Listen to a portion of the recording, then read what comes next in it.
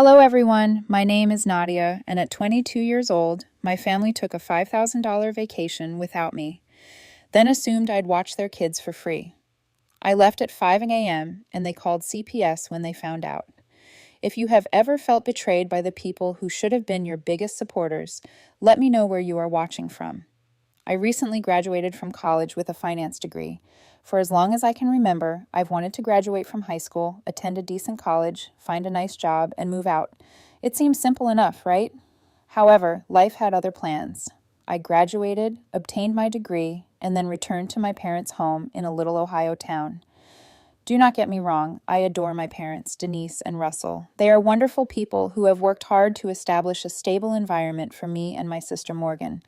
But going home wasn't exactly the dream I'd been chasing for 4 years. The plan was to stay with them for a few months while I sought work and saved up enough money to buy my own home. It seemed reasonable. No rent, free food, and a chance to regroup while I plotted my next steps. I told myself that it was a sensible option, even though it stung my pride a little. Initially, everything went well. Within a week, I was employed as an analyst at Western Group, a mid-sized corporation that specializes in financial planning for small businesses. The pay was not high, but it was consistent, and the benefits were decent. That evening, I came home feeling as if I had taken my first important step toward independence. Mom was in the kitchen preparing dinner, and Dad was watching television in the living room. I grabbed a plate of food, sat down at the table, and presented the news.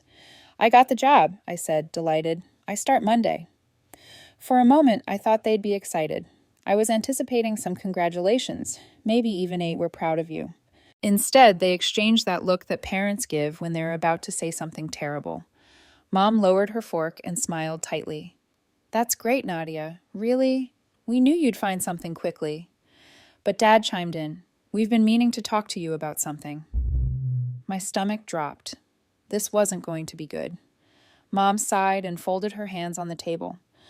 "With my arthritis getting worse, I've had to cut back my hours at the library. And your dad's hours at the auto shop have been reduced. They're talking about more layoffs, too," I inquired, knowing exactly where this was going. "And we could use some help with the bills," Mom said, apologizing. "Just until things stabilize. You wouldn't have to pay rent or anything. It's just the utilities and groceries have been harder to manage." I sat there staring at my plate. When I returned, I decided to contribute here and there to support my own expenses. But that was more than I expected. Nonetheless, they were my parents. They had always been supportive, and they were not asking for much. "Yeah, of course," I said, pretending to smile. "It's the least I can do." Looking back, that was the moment when I should have set boundaries. But guilt is a strong emotion. Over the next 6 months, things settled into a pattern. I'd wake up, go to work, come home, and crash. Every month, I sent my parents a sizable amount of my wages to pay bills, groceries, and other costs. On top of that, I took on minor tasks they claimed they didn't have time for, like running errands for Mom when her arthritis flared up, or correcting Dad's Excel sheets because he wasn't a computer person. It was not just about money. I had not anticipated having to provide time, energy, or patience. At first, I convinced myself that it was only temporary, a tiny gesture to my parents, who had always been there for me. However, as time went, I started to notice minor nuances. If I mentioned wanting to save for my own place, Mom would sigh deeply and say, "It must be nice to think about moving out when the rest of us are struggling to get by." Dad was no different.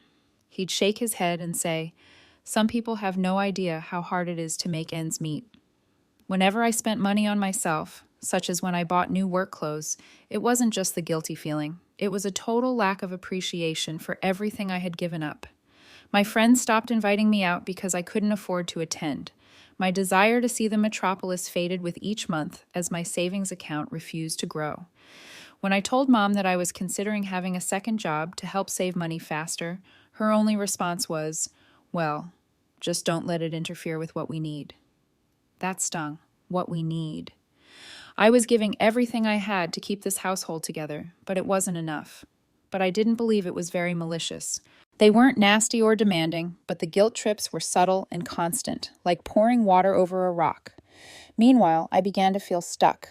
I had planned to stay for 3 to 6 months at most, but the more I assisted them, the more they appeared to rely on me.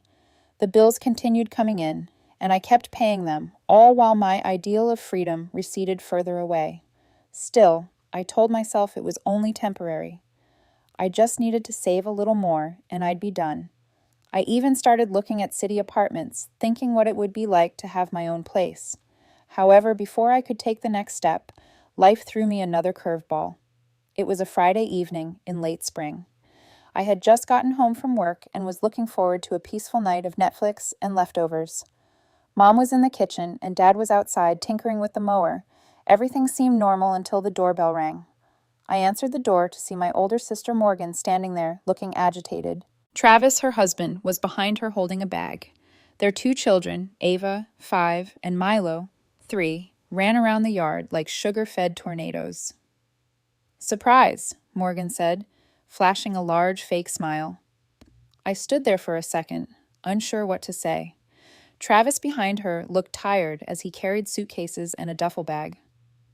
"What's going on?" I eventually asked, stepping aside as Morgan marched past me like she owned the place. "We need a place to stay for a little while," she said, already walking toward the living room. She plopped down on the couch and groaned deeply.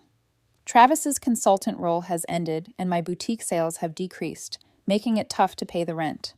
You understand how things are, except that I didn't. I had no idea you allowed things to become so bad that you packed up your entire family and showed up unannounced in someone else's home." Travis ultimately passed through the door with his arms full. "Hey, Nadia," he said softly, barely making eye contact before moving the stuff upstairs. I was still standing there, unmoving, when Mom entered from the kitchen, wiping her hands on her apron. "Oh, my babies are here," she exclaimed, clutching Morgan in a hug. "You poor things. You've been through so much. Don't you worry. We'll take care of everything." Dad entered a minute later, holding Milo in one arm like a football. "This one nearly gave me a heart attack," he explained as he sat down, running straight for the mower like it's a ride at an amusement park. Morgan chuckled faintly, but I noticed she didn't apologize or even look at Milo to tell him to stop. I stood there watching the scene develop as if I were in a different universe. Within minutes, my parents were praising Morgan like she was a military hero who had survived a major fight. Mom was already talking about supper and where they could place the kids' beds. And Dad offered to move his tools out of the spare room to create more space. Meanwhile, I stayed invisible. That night, I sat in my room trying to focus on a budget spreadsheet for work, but all I could hear was chaos downstairs. Ava and Milo ran up and down the corridor, yelling at the top of their lungs. Morgan's voice boomed around the living room as she told Mom about her recent business issues. I took a deep breath and reminded myself that it would only be a few weeks. That should be manageable for me. The next morning, it was clear Morgan and Travis were not leaving anytime soon. They unloaded all of the bags, filled the spare room closet, and even took over a cabinet shelf for the children's food. And without saying anything overtly, I was picked as the babysitter. It started little. Morgan would casually ask me to keep an eye on Ava and Milo while she and Travis ran to the store. "It'll just be an hour," she'd say, grabbing for her purse. However, that hour generally lasted 2 or 3. Weekends were the worst. On Saturday mornings, I'd wake up hoping to rest and catch up on some reading or Netflix, only to find Morgan and Travis dressed to go out.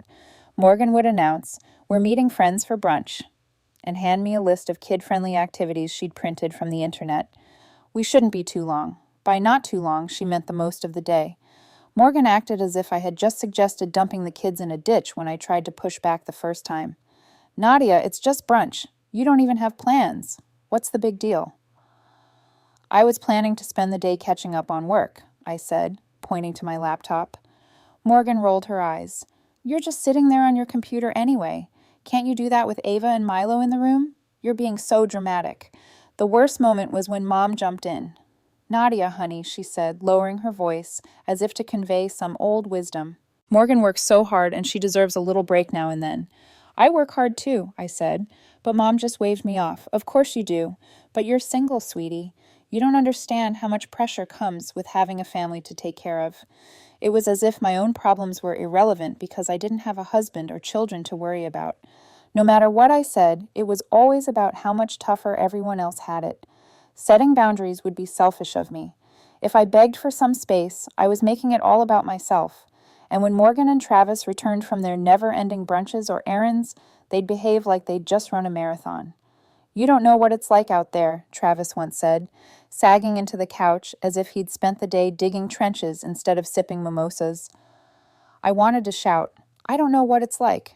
I had just spent 6 hours stopping Milo from eating Play-Doh while Ava asked for a snack every 5 minutes. Of course, bringing it up would be overly whining. I spent my Saturdays watching Blue Eye and trying to keep Milo from throwing blocks at me, while Ava demanded snacks every 5 minutes. Mom and Dad conveniently left during these extended babysitting sessions, claiming they needed to do errands or complete garage tasks. When I told Morgan later, she rolled her eyes. "Nadia, they're just kids. It's not that hard. Not too difficult." It was simple for her to say when she wasn't scrubbing crayon smears off the walls or explaining why eating Play-Doh is a bad idea. The worst part was that few people seemed to appreciate what I was doing. Morgan acted as if I was being dramatic any time I mentioned it. Travis rarely spoke to me unless he needed something, and Mom and Dad seemed to think everything was just normal. "You're such a big help," Mom said one evening after I mentioned how fatigued I was. "It's good practice for when you have kids someday." The constant guilt trips were starting to wear me down. Every time I pondered saying no or setting stronger limits, I remembered Mom's words, "Family helps family." So what about me? Didn't I deserve to live my own life? It wasn't just babysitting either. My salary, which had previously been enough to support the costs of 3 people, was now stretched thin with 5 more mouths to feed. The cost of groceries and utilities doubled overnight. I attempted to bring it up one evening after dinner. "Hey, Morgan, would you and Travis be able to chip in for groceries this week?" She looked at me as if I had asked her to donate her kidney.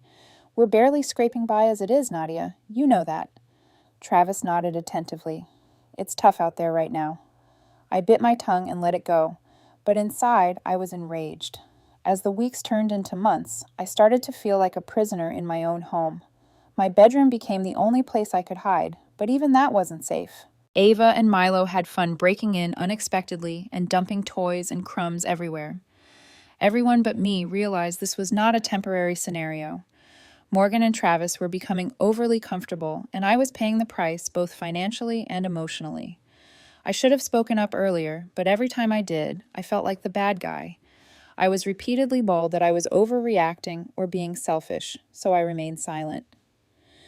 Then one evening, I overheard a conversation that changed everything.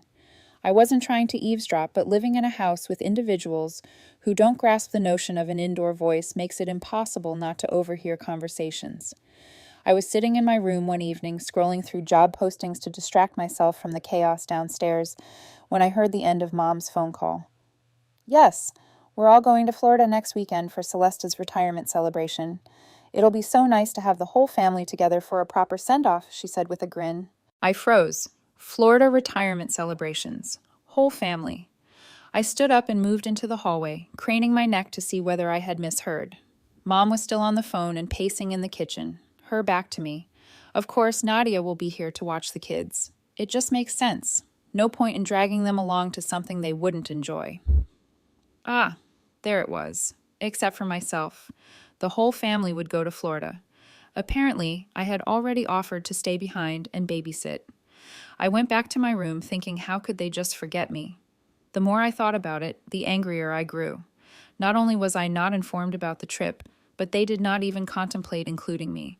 I was not invited, was not asked if I could babysit, and was not given any previous notice. They just assumed because it is what my family did.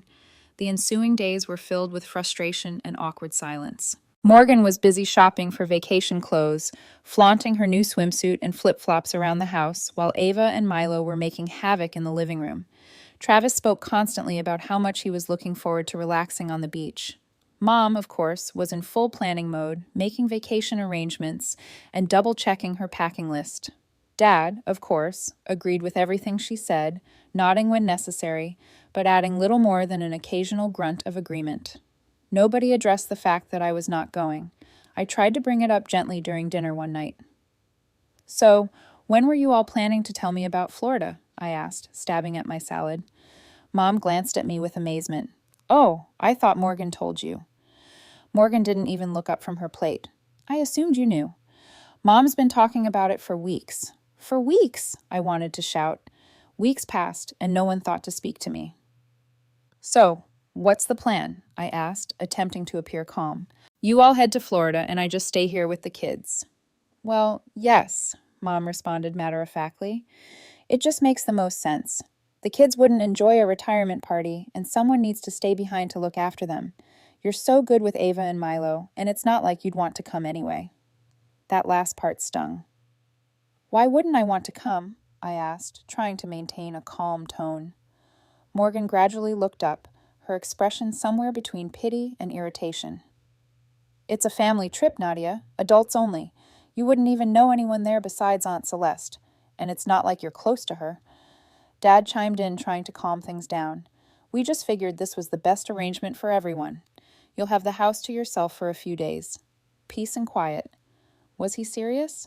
How relaxing would it be to follow two hyperactive kids all weekend while the rest of the family sipped margaritas on the beach? After that, I ended the conversation.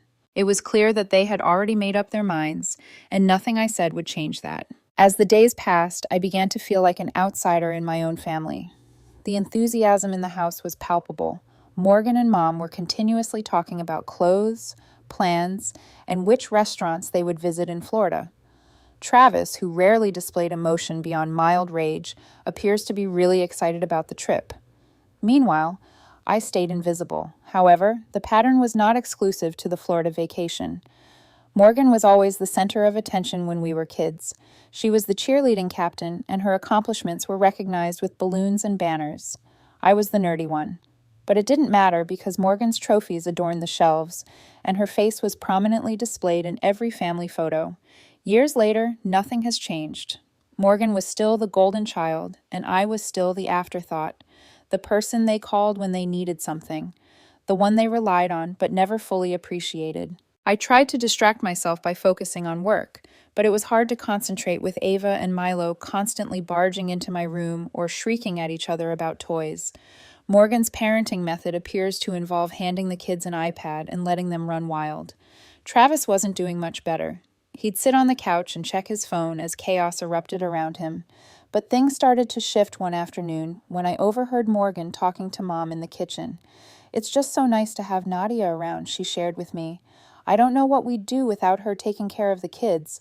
She's like the glue holding everything together. This is exactly what I did to them.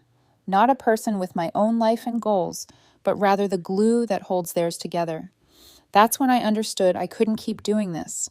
I couldn't continue to sacrifice my happiness and freedom for a family that took me for granted. I spent the rest of the week preparing my escape. It wasn't about revenge. It was about reclaiming my life. If they could arrange a trip without informing me, I could plan my own. I attempted to think of where I'd go. Then I remembered that one of my undergrad friends, Brooke, had mentioned going camping that weekend. She and a few others were heading to Blue Ridge Falls, and she had invited me to accompany them. I denied her request, since I figured I'd be stuck at home babysitting. But suddenly, it felt like a terrific opportunity. I texted Brooke that night. Is there still room on the trip this weekend? Her reply arrived almost instantly. Of course, we're leaving early Saturday morning. You in? I looked at my phone for a moment before responding. I'm in. The decision seemed liberating.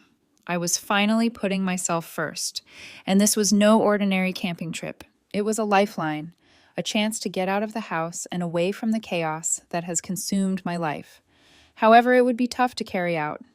My family had a knack for sniffing out anything that didn't revolve around them, and if they discovered I was planning something for me, it was over before it even began. I had to be wise about this. The days leading up to Saturday were tense. Morgan was in full holiday mode, parading about the house with new beach hats and a playlist she insisted on blasting at high level. Travis spent the majority of his time tinkering with the children's car seats and complaining about how much luggage they needed to put into the trunk. Meanwhile, Mom rushed around with a clipboard, double-checking the packing list. Nadia, don't forget Ava likes her milk warmed before bed, she said, as if I hadn't heard it 3 times before. Oh, and Milo's picky about his pajamas. Make sure he's in the blue ones. I nodded, biting my tongue to prevent saying something I could regret. There was no point in disputing. I had already volunteered to be the weekend babysitter, and nothing I said would change their minds. By Friday night, the house looked like a zoo. Mom and Morgan were deciding which foods to bring. Travis was attempting to mend a squeaky luggage wheel as the children ran around the living room like miniature hurricanes. Dad, as usual, had gone to the garage to check on the tools, which I assumed was code for fleeing the commotion. I watched it all from the kitchen, silently drinking my tea and counting down the hours till morning. Around 1:00 p.m., everything started to calm down. Mom put the kids to bed. Morgan went upstairs to pack her last few needs, and Travis laid down on the couch, scrolling through his phone. I waited until the house was completely silent before entering my room and grabbed my duffel bag. I'd been packing slowly all week to avoid suspicion, putting my hiking boots and clothes at the back of my wardrobe. I carefully packed my toothbrush, flashlight, and a few snacks before sealing it. My heart was racing with anticipation rather than dread. This was not just about camping, it was about restoring control of my life. My alarm rang at 5:00 a.m. sharp. I got out of bed, grabbed my duffel bag, and tiptoed to the door. The house was extraordinarily quiet, the type of quietness that only occurs in the early hours of the morning. I held my breath as I opened the front door, cringing as it creaked more than expected. I froze for a second, waiting for someone to call after me, but nothing occurred. The air outside was cool and refreshing. I took one last look at the darkened house before getting into my car and started it. As I backed out of the driveway, I felt a sense of relaxation. I was free. The journey to Blue Ridge Falls was both peaceful and pleasant. The farther I traveled from home, the lighter I felt. I turned on the radio and relaxed for the first time in what seemed like months. Although I kept thinking how my family would react when they got up, I tried to distract myself and focus exclusively on myself. Brooke had texted me the camping location, and when I arrived, the sun had fully risen. She was already there, unloading her car and setting up her tent. "Hey, you made it," she exclaimed, waving as I parked beside her. "Of course," I responded. "Wouldn't miss it for the world." The campsite was just secluded enough to feel like a real escape, but not so far away that we couldn't find a good route or two. Brooke introduced me to the remainder of the group, which included her college classmates and coworkers. Everyone seemed comfortable and nice with few questions. We spent the morning erecting tents, gathering firewood, and determining which paths to explore. By midday, we were deep in the woods. It was unusual to be surrounded by nature instead of screaming children and constant requests. Brooke and I settled into a relaxed rhythm, discussing work, life, and everything in between. She didn't inquire about my family, and I didn't respond. This excursion wasn't about them, it was about me. That evening, we gathered around the campfire to eat marshmallows and tell stories. "This is exactly what I needed," I said, relaxing on my camp chair and enjoying the warmth of the fire. "Same," Brooke replied, adding another log to the fire. "We should do this more often. Just get away from everything, you know." I nodded and stared at the flames. For the first time in a long time, I felt completely calm. Nobody begged me for favors. Nobody was guilt-tripping me. No one asked me to sacrifice my time and energy for their benefit. As the night went, I found myself laughing harder than I had in ages. It wasn't just the jokes or anecdotes, it was the feeling of being surrounded by people who didn't demand anything from me. During this time, I did not check my phone once. When we returned to the campsite that evening from our journey, I was fatigued in the greatest way possible. My legs hurt, my face was sunburnt, and my heart felt lighter than it has in months. I was no longer concerned about my family's expectations or regular demands. I was contemplating what I wanted, where I was going, and how I would get there. That is until I opened the front door.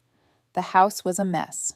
Toy dinosaurs, crayons, and what looked to be an empty cereal bag were all sprawled out across the couch. The faint smell of something burning lingered in the air, and I could hear voices coming from the living room. "Nadia's here," Mom said. Her voice wasn't as warm as usual. It seemed sharp, as if she were about to unleash something on me. I left my duffel bag at the door and entered the living room. Mom, Morgan, Travis, and Dad were sitting together, their faces flushed with wrath. Ava was screaming aloud, and Milo was curled up on the floor holding a juice box. "What's going on?" I asked, trying to keep my voice calm. "What's going on?" Morgan repeated, standing up and pointing at me. "You disappeared without telling anyone. That's what's going on." I told you I wasn't babysitting this weekend, I replied, crossing my arms. You didn't tell us where you were going or what the hell you were doing, Mom snapped. Her face flushed. I'm an adult. I don't need to check in, I said, my patience fraying. Well, when we realized you weren't here with the kids, we panicked, Travis added. Panic wasn't even close to describing it. They said they were shocked when they discovered I wasn't at home on Saturday morning. My car was gone, my room was empty, and I had left no note. Instead of assuming I had gone somewhere or taken a much-needed break, they immediately jumped to the worst-case scenario. We thought something had happened to you, Mom said, her voice quivering. We even called CPS. That stopped me in my tracks. You called CPS? For what? For abandoning the kids, Morgan cried, as if it were the most obvious thing in the world. First of all, I said, raising my hand to interrupt her, I never agreed to watch your kids this weekend. You all decided that on your own without consulting me. Second, calling CPS on me for not being here is insane. What exactly did you tell them? Hi, we wanted to abandon our own kids with someone who didn't agree to it, but now she's not home, so please arrest her. Did they laugh before or after they hung up on you? That's not funny, Nadia, Mom shot back. It wasn't insane when we didn't know where you were. I couldn't take their foolishness anymore. So, what happened when CPS showed up? They left after we explained everything, Morgan said softly. But do you have any idea how embarrassing that was? Embarrassing? I repeated, my voice rising. You called CPS because I didn't stick around to babysit your kids, and you're worried about embarrassment? The argument escalated from there. Morgan accused me of being selfish and irresponsible. Travis mentioned something about how I had let everyone down. Mom continued repeating that I had abandoned my family. Dad, of course, sat there shaking his head in disappointment, as he frequently did when things didn't go as planned. By the time the yelling ended, I was too tired to fight. I took my duffel bag and went upstairs to my room, closing the door behind me. The chaos remained until Monday. I left for work early, not wanting to deal with any more guilt trips or accusations. However, my phone was already inundated with texts. Mom, we need to talk about your behavior this weekend. Morgan, Nadia, you totally screwed us over. Travis, you owe the family an apology. I ignored them all. At work, I tried to focus, but the stress of the weekend hovered over me. My coworkers could tell something was wrong, but I wasn't about to unload my family drama in the middle of the break room. By the time I got home that evening, I was ready for round 2. Mom was waiting for me in the kitchen the moment I walked in. We need to talk, she said, folding her arms. I'm tired, I told her, attempting to walk past. Nadia, she said firmly, stepping in front of me. This can't wait. I grimaced and set my bag down. What now? Mom's face softened, but her voice remained severe. Your sister is hurt. She feels like you abandoned her when she needed you most. I looked at her, bewildered. She needed me for what? To babysit her kids while she went on vacation? That's not my responsibility, Mom. You should do your part as a member of this family, she said, her voice full of anguish. Funny how that only applies to me, I commented. When has Morgan ever helped me? When has anyone helped me? Mom opened her mouth to respond, but nothing came out. Exactly, I said, picking up my bag and heading upstairs. The next few days were tense. Morgan hardly spoke to me, and when she did, she only made passive-aggressive comments about how difficult it is to find good babysitters these days. Travis stayed out of it, which was probably for the best, but his silence was nearly as unpleasant as the arguing. Mom and Dad tried to act as if nothing had happened, but every conversation was loaded with guilt. We're a family, Mom would say at random, as if that alone solved everything. I realized I couldn't remain much longer. The house felt more oppressive than ever, and no amount of space or time could improve the situation. One evening, when I was folding laundry, Dad knocked on my door. Can we talk? He asked, his tone quieter than usual. Sure, I said, even though I wasn't in the mood for another lecture. He stepped in and sat on the edge of my bed, staring down at his hands. Look, I know things have been tough lately, he began, and I know you feel like we've been unfair to you. I stayed silent, waiting for him to continue. But your mom and I are just trying to keep everyone together, he said. This family's been through a lot, and we're all trying to do our best. Dad, I understand, I replied, trying to keep my voice calm. But I can't keep sacrificing my life for everyone else. I'm 22. I should be building my future, not cleaning up after Morgan and Travis. He nodded slowly, but I could tell he didn't fully understand. We'll figure this out, he said after a long pause. Just give it some time. I nodded, but I knew deep down that time wouldn't make this better. By the end of the week, I had made a decision. It was time to leave. The house no longer felt like a home, it felt like a battlefield. I knew if I stayed too long, I'd lose what little sanity I had left. I began searching for apartments. After months of paying bills that weren't mine, my savings were small, but they were enough to get me started. I found a handful of listings that looked promising. Nothing fancy, but clean and small, mine. I looked at my phone for a moment before calling Aunt Celeste. She picked up on the second ring. "Nadia, how are you, sweetheart?" she asked, her tone warm and sympathetic. "Hey, Aunt Celeste, I'm okay, I guess," I said, unsure how to begin. She recognized my hesitant tone immediately. "What's going on? Is everything all right?" "Not really," I admitted. "I don't know if you heard, but I didn't go to your retirement trip." "I noticed," she said. "Your mom said you were staying behind to help with the kids. I thought that sounded odd. Why didn't you come?" I couldn't help but laugh bitterly. "Because no one told me about it. They just assumed I'd babysit like always." Aunt Celeste went quiet for a moment, then sighed. "That doesn't surprise me, unfortunately. Your mom mentioned how much you've been helping out, but it sounds like they've been taking advantage of you." "Yeah, you could say that," I replied. "I'm actually thinking about moving out, but I'm not sure how to handle the fallout." "Well, sweetheart," she said gently, "you've done more than enough. You're young. You shouldn't be tied down like this. Move out, set boundaries, and let them figure out their own mess. It's not your responsibility to fix everything for them." Hearing those words felt like a weight lifting off my chest. "And if you need help, let me know," she added firmly. "You deserve better than this." That conversation gave me the motivation I needed. The following morning, I informed the landlord that I would no longer be paying rent starting next month and that my parents would have to take over. I hesitated to take this step, but I knew it was necessary. After that, I spent the day packing. I didn't bother alerting anyone. There was no use in starting another dispute until I was ready to depart. I packed all I could fit into my car, and the rest could wait. That evening, I came downstairs for dinner, ready to drop the bomb. The tension was already high. Morgan had barely spoken to me all week, and Mom had been moving around like a storm cloud.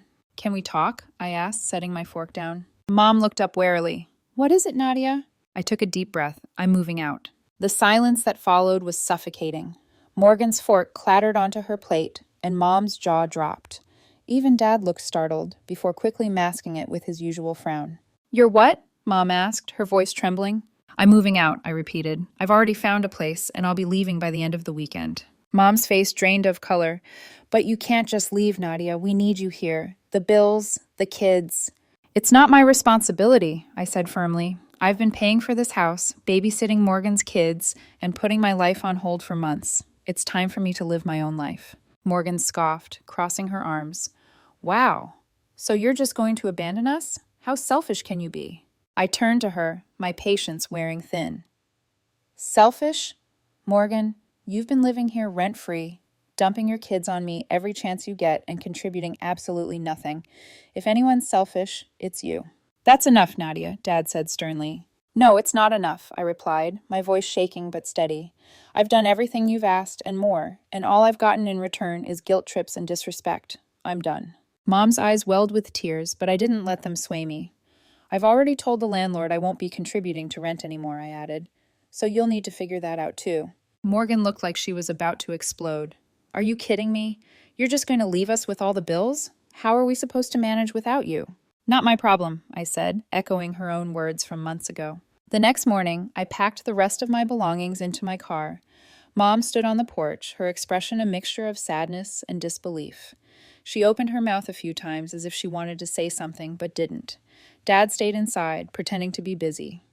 Morgan didn't even bother to come downstairs. As I pulled out of the driveway, a strange mix of emotions swirled inside me. Relief, fear, sadness. But above all, liberation. For the first time in years, I was free. The first few days in my new apartment felt surreal. It was small, quiet, and utterly mine.